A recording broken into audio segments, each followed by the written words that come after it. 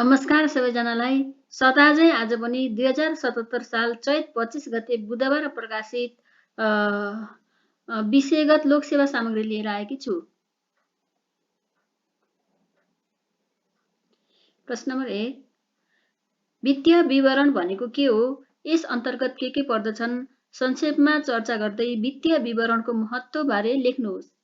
कुनै निश्चित अवधिमा संस्था वा व्यवसायमा भएका कार्य सम्पादन, परिणाम र सो अवधिको अन्त्यको यथार्थ आर्थिक अवस्था देखाउन तयार गरिने विवरणलाई वित्तीय विवरण भनिन्छ। यो व्यवसाय वा संस्थाको कार्य प्रगति विवरण हो। यसबाट संस्था वा व्यवसायको कार्य सम्पादन मूल्याङ्कन गर्न सकिन्छ। यसले सेयरधनी, लगानीकर्ता, प्रबन्धकर्ता, साहु, कर्मचारी, ट्रेड युनियन, सरकार तथा अन्य सरकारवालालाई आवश्यक पर्ने सूचना प्रदान गर्छ। वित्तीय विवरण अन्तर्गत पर्ने पक्ष। कुनै पनि संस्था वा व्यवसायको वित्तीय विवरणले निम्न पक्षलाई समेटेको हुन्छ। क. नाफा नोक्सान खाता आय विवरण। कुनै निश्चित अवधिमा संस्था वा व्यवसायले गरेको खुद नाफा वा खुद नोक्सान पत्ता लगाउन तयार गरिने खाता नाफा नोक्सान खाता हो। यसले कुनै निश्चित अवधिको आय र व्ययको समष्टिगत अवस्था देखाउने भएकाले यसलाई आय विवरण पनि भनिन्छ। डेबिट र क्रेडिटको नियम अनुसार तयार गरिने यस खाताबाट प्राप्त खुद नाफा वा खुद नोक्सान वासलतीमा सारेर यो खाता बन्द गरिन्छ। ख. वासलत। कुनै संस्था वा व्यवसायको आर्थिक स्थिति, सम्पत्ति, दायित्व, पुँजीको यथार्थ जानकारी दिन तयार गरिने वित्तीय विवरण वासलत हो। यो प्रत्येक वर्षको अन्त्यमा नाफा नोक्सान खाता बनाएपछि बनाइने एक कानुनी मान्यता प्राप्त विवरण हो।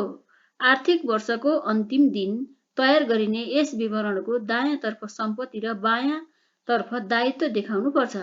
यी दुई पक्ष बराबर हुन्छन्। यो खाता नभए आर्थिक स्थितिको विवरण पत्र भएकाले यसमा डेबिट र क्रेडिट पक्ष हुँदैनन्। ग. नगद प्रवाह विवरण। कुनै संस्था वा व्यवसायको निश्चित अवधिमा नगद प्राप्ति र भुक्तानीको जानकारी दिन तयार गरिने विवरण नगद प्रवाह विवरण हो। यो संस्था वा व्यवसायको नगद प्रवाहको जानकारी दिने वित्तीय विवरण हो। संस्था वा व्यवसायमा कुन स्रोतबाट नगद प्राप्ति भयो र त्यस्तो प्रयोग कहाँ भयो भन्ने जानकारीका लागि यसको आवश्यकता पर्छ।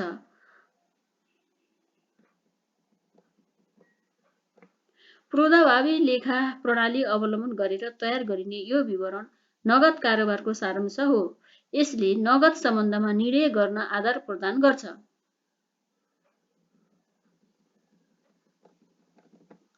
वित्तीय विवरणको महत्त्व। संस्था वा व्यवसायको विगत र वर्तमान अवस्था समीक्षा गर्दै भविष्यका लागि योजना बनाउने लगायतका समग्र कार्यमा वित्तीय विवरणले बहुआयामिक महत्त्व राख्छ, जसलाई निम्नानुसार उल्लेख गर्न सकिन्छ। सरकारवाला समक्ष वास्तविक आर्थिक अवस्था प्रस्तुत गर्छ। लगानीकर्तालाई लगानी सम्बन्धी निर्णय गर्न आधार प्रदान गर्छ। संस्था वा व्यवसायको नाफा नोक्सान, सम्पत्ति एवं दायित्वको यथार्थ अवस्थाको चित्रण गर्छ। संस्था वा व्यवसायप्रति सबै सरकारवालाको विश्वास अभिवृद्धि गर्न सहयोग गर्छ। संस्था वा व्यवसायको समग्र कार्य सम्पादनको मूल्याङ्कन गर्न सूचना प्रवाह गर्छ। संस्था वा व्यवसायको नाफा आर्जन क्षमता विश्लेषण गर्न मद्दत गर्छ। संस्था वा व्यवसायमा नगद प्रवाहको अवस्था एकीकरण गर्न आधार प्रदान गर्छ। विगत र वर्तमानको विवरण विश्लेषण गरी भावी रणनीति तथा कार्यक्रम तयार गर्न तथ्याङ्क उपलब्ध गराउँछ।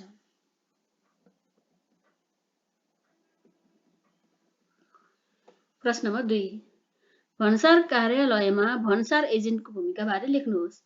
नेपालमा भन्सार विभागले समय समयमा सार्वजनिक सूचना प्रकाशन गरी भन्सार एजेन्टको इजाजत पत्र लिन इच्छुक व्यक्तिका लागि दरखास्त माग गरेर लिखित परीक्षा तथा अन्तर्वार्ताको माध्यमद्वारा दरखास्त वाला मध्येबाट भन्सार एजेन्टको इजाजत पत्र दिन उपयुक्त व्यक्तिको छनौट गरी भन्सार एजेन्टको इजाजत पत्र दिने व्यवस्था भन्सार ऐन 2064 र नियमावली 2064 ले गरेको छ। कुनै निकासी कर्ता वा पैठारीकर्ताले भन्सारमा माल वस्तु जाँचपास गराउन तथा भन्सार कार्य लयसँग सम्बन्धित कार्य गराउन भन्सार विभागबाट इजाजत पत्र प्राप्त भन्सार एजेन्ट मध्येबाट कुनै भन्सार एजेन्ट नियुक्त गर्न सक्छन्। यसरी नियुक्त भन्सार एजेन्टले मालवस्तुको मालिक भएसरह भन्सारमा कानुनी व्यवहार गर्छन्। निकासीकर्ता वा पैठारीकर्ताको प्रतिनिधि भएर कार्य गर्ने भन्सार एजेन्टको भन्सार कार्यालयमा बहुआयामी भूमिका हुन्छ, जसलाई निम्न अनुसार उल्लेख गर्न सकिन्छ।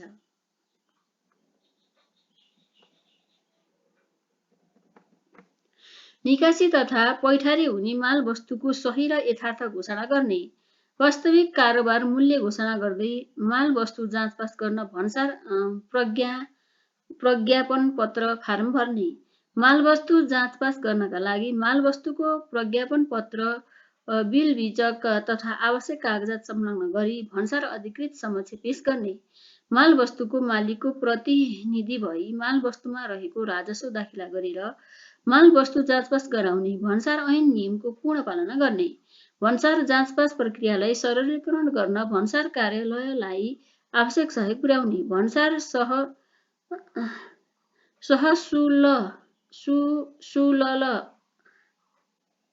भन्सार महसुल लगायत अन्य राजस्व असुली गर्ने कार्यमा भन्सार कार्यालयलाई मद्दत गर्ने, भन्सार कार्यालयमा बाधा अवरोध पुग्ने कुनै पनि कार्य नगर्ने, भन्सार अधिकृत र निकासी पैठारीकर्ता बीच असल सम्बन्ध विकास गर्न सहयोग गर्ने, निकासी पैठारीकर्तालाई भन्सार कार्यालयका सूचना प्रवाह गर्ने, भन्सार एजेन्ट भन्सार कार्यालयमा आफै उपस्थित भई काम गर्ने, कुनै कारणवश आफै उपस्थित भई काम गर्न नसक्ने भएमा बढीमा 2 जना व्यक्तिलाई आफ्नो प्रतिनिधिका रूपमा नियुक्त गर्नका लागि भन्सार प्रमुख समक्ष निवेदन दिन सक्ने। यसरी भन्सार एजेन्टको प्रतिनिधि नियुक्त भएको व्यक्तिले एउटा भन्सार कार्यालयमा मात्र गर्न पाउने।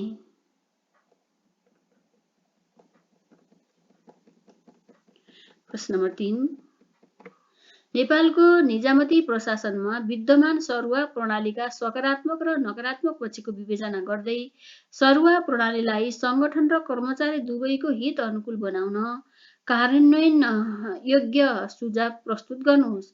निजामती प्रशासनमा कार्यरत कर्मचारीलाई ठाउँको हेरफेर गरी समान किसिमकै कार्य गराउने पद्धति सरुवा हो। यसमा कर्मचारीको तलब सुविधा, काम एवं जिम्मेवारीमा खासै परिवर्तन हुँदैन। कार्यालयको स्थान मात्र परिवर्तन हुन्छ। संगठनको स्वरूप, कार्य प्रकृति तथा भौगोलिक अवस्थिति अनुरूप सरुवा हुने गर्छ। यो निजामती प्रशासनको एक नियमित कार्य हो। नेपालको निजामती प्रशासनमा विद्यमान सरुवा प्रणालीलाई व्यवस्थित गर्न निजामती सेवा ऐन 2049 र नियावल 2050 लागू गरिएको छ। संघीय मामिला तथा सामान्य प्रशासन मन्त्रालय, सेवा समूहसँग सम्बन्धित मन्त्रालयले सरुवाको कार्य गर्दै आएका छन्। सरुवामा भएको यस कानुनी र संस्थागत व्यवस्था आफैमा एउटा सबल पक्ष हो।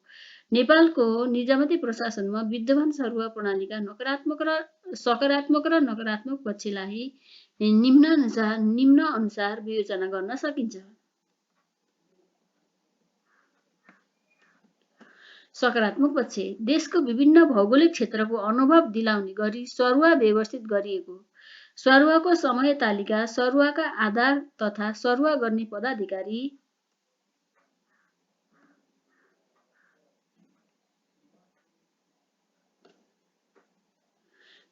पदाधिकारी स्पष्ट तोकिएको, अन्तर मन्त्रालय विभाग कार्यालयको सरुवा संघीय मामिला तथा सामान्य प्रशासन मन्त्रालयले गर्ने व्यवस्था, लेखा समूहको सरुवा महालेखा नियन्त्रकको कार्यालयले गर्ने, सचिवको सरुवा वा पद स्थापन सामान्य प्रशासन मन्त्रीको अध्यक्षतामा रहेको समितिको सिफारिसमा नेपाल सरकारले गर्ने व्यवस्था, सचिव र सहसचिवको सरुवा बाहेक अन्य कर्मचारीको सरुवा समय तालिका बमोजिम वर्षको एक पटक सरुवा पत्रमा सरुवा अवधि तोकेर सरुवा गर्नुपर्ने व्यवस्था, सरुवा अवधि नपुग्दै सरुवा गर्नु परेमा सामान्य प्रशासन मन्त्रालयको सहमति लिनुपर्ने व्यवस्थाले सरुवालाई स्थिर बनाएको।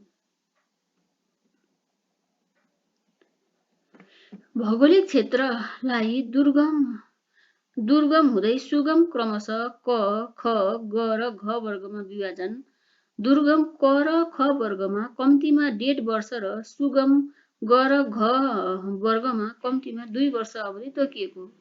मागेको अवस्थामा बाहेक 50 वर्ष उमेर पुगेकोलाई क वर्गको दुर्गम क्षेत्रमा सरुवा नगरिने व्यवस्था।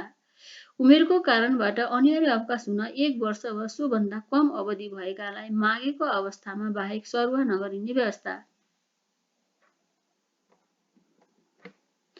पति पत्नी दुवै सरकारी सेवामा भए मिलेसम्म एउटै जिल्लामा पठाइने घरपायक सरुवामा जोड, कार्यालय सहयोगी, खरिदार र नासुसम्म। सरुवाको उजुरी व्यवस्था सामान्य प्रशासन मन्त्रालयले गरेको सरुवा भए प्रधानमन्त्री तथा मन्त्री परिषदको कार्यालयमा र अन्य निकायले गरेको सरुवा भए सामान्य प्रशासन मन्त्रालयमा उजुरी दिन सकिने। कानुन विपरीत सरुवा गर्नेलाई विभागीय कारबाही हुने। सामान्य प्रशासन मन्त्रालयले त्यस्तो सरुवा रद्द गर्ने। सामान्य प्रशासन मन्त्रालयले गरेको सरुवा भए मन्त्री परिषदले रद्द गर्ने। यस व्यवस्थाले निष्पक्ष सरुवामा जोड दिएको छ। नकारात्मक पक्ष सरुवाका आधार छिटो छिटो परिवर्तन हुने गरेको, आधार खुलाएर सरुवा गर्ने नगरिएको, वर्षको एक पटक सरुवा व्यवस्थाले संगठन र कर्मचारी दुवैको आवश्यकता पूरा हुन नसकेको, सरुवा प्रणाली स्वचालित हुन नसकेको, दुर्गम सरुवालाई बढुवामा अङ्क प्राप्तिमा मात्र सीमित गरिएको, कार्यालय प्रमुखको पदमा सरुवा गर्दा नेतृत्व क्षमता, निर्णय क्षमता, अनुशासन तथा आचरणमा जोड नदिएको, सरुवालाई दण्ड सजाय दिने माध्यम बनाइएको, सरुवामा निर्णयकर्ताको भूमिका स्वविवेकीय भएकाले आफ्नो र पराई भनेर विभेद समेत गर्ने गरिएको, सरुवा प्रणाली पारदर्शी छैन, जसले गर्दा सरुवामा व्यापक भनसुन तथा कतै कतै त आर्थिक चलखेल समेत भएको सुन्नमा आउने गरेको, सरुवा सम्बन्धी भएका कानुनी व्यवस्था पालनाको कमी भएको, मन्त्रालय तथा विभागको सरुवामा आपसी समन्वय हुन नसकेको, सचिव र सहसचिव पदको सरुवा स्थिर र अव्यवस्थित हुने गरेको, छिटो छिटो सरुवाले नीति निर्णय नेतृत्व कार्यमा असर पुगेको,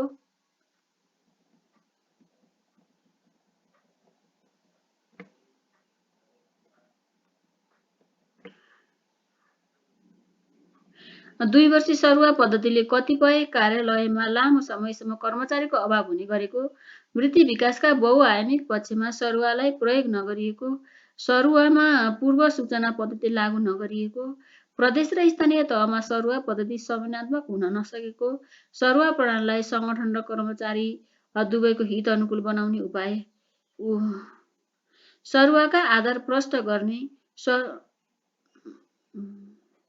सरुवा प्रणालीलाई संगठन र कर्मचारी दुवैको हित अनुकूल बनाउने उपाय, सरुवाका आधार प्रष्ट गर्ने, सरुवा गर्ने पदाधिकारीको स्वविवेकीय अधिकार सीमित गर्ने, सरुवामा प्रश्न उठेमा तुरुन्त छानबिन गर्ने, सरुवा गर्नेलाई कारबाही गर्ने,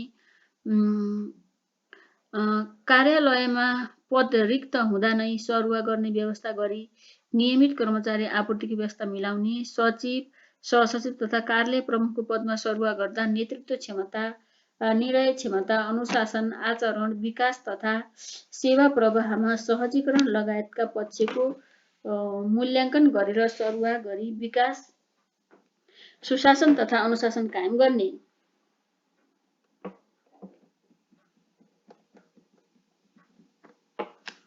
विगतका कार्यालय र स्थानका आधारमा आगामी 2 वटा कार्यालय पहिचान गरी अग्रिम सरुवा प्रणाली लागू गरेर सरुवालाई स्वचालित बनाउने, कार्य सम्पादन सम्झौता अनुरूप नतिजा प्राप्त हुन नसकेमा त्यसलाई सरुवासँग आबद्ध गर्ने, कार्य सम्पादनमा अब्बल भएका उच्च मनोबलयुक्त कर्मचारीलाई दुर्गम क्षेत्रमा सरुवा गरी विकास तथा सेवा प्रवाह क्षमता बढाउने,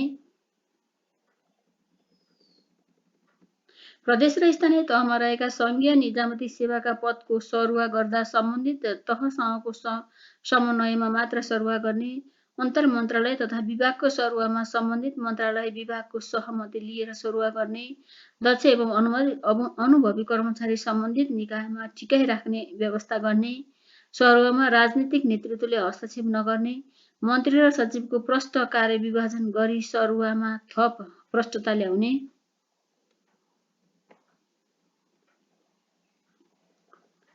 सम्बन्धित कर्मचारीको माग र संस्थाको आवश्यकता मिलान हुने गरी सकेसम्म सरुवा प्रणालीलाई पारदर्शी एवं भरपर्दो बनाउने, माग गरेको स्थानमा सरुवा दिन हुँदैन भन्ने मानसिकताको अन्त्य गर्ने, सरुवामा सूची सम्बन्धी मन्त्रालयको वेबसाइटमा राखेर सार्वजनिक गर्ने, 1 हप्ताको समयसम्म परिपक्व हुन दिने, कहीँ कतै गुनासो वा उजुरी भएमा तुरुन्त समाधान गर्ने व्यवस्था गर्ने, सरुवा कर्मचारी पठाउने काम मात्र होइन, यो त संस्थाको कार्य सम्पादन गराउन योग्य कर्मचारी छनौट गर्ने कार्य पनि हो। त्यसकारण योग्य र सक्षम व्यक्तिले सही समयमा सही स्थान प्राप्त गरेमा मात्र संस्थाको उद्देश्य र कर्मचारीको माग पूरा हुन्छ। त्यसकारण सरुवा मानवीय संवेदनशीलता बुझेर गर्नुपर्ने देखिन्छ। यसबाट मात्र सरुवाको उद्देश्य पूरा हुने अपेक्षा गर्न सकिन्छ। प्रश्न नम्बर 4, नेपालको संविधानमा पर्यटन सम्बन्धी के कस्तो नीतिगत व्यवस्था छ? उल्लेख गर्नुहोस्। नेपालको संविधानको धारा 51 ठ मा पर्यटन सम्बन्धी नीतिगत व्यवस्था छ, जसलाई निम्नानुसार उल्लेख गर्न सकिन्छ। नेपालका ऐतिहासिक, सांस्कृतिक, धार्मिक, पुरातात्विक र प्राकृतिक सम्पदाको पहिचान, संरक्षण, प्रवर्धन एवं प्रचार प्रसार गर्ने, राष्ट्रिय अर्थतन्त्रको महत्त्वपूर्ण आधारका रूपमा पर्यावरण अनुकूल पर्यटन उद्योगको विकास गर्ने, पर्यटन संस्कृतिको विकास गर्न आवश्यक वातावरण एवं नीति निर्माण गर्ने, पर्यटन उद्योगको लाभ वितरणमा स्थानीय जनतालाई प्राथमिकता दिने। Thank you.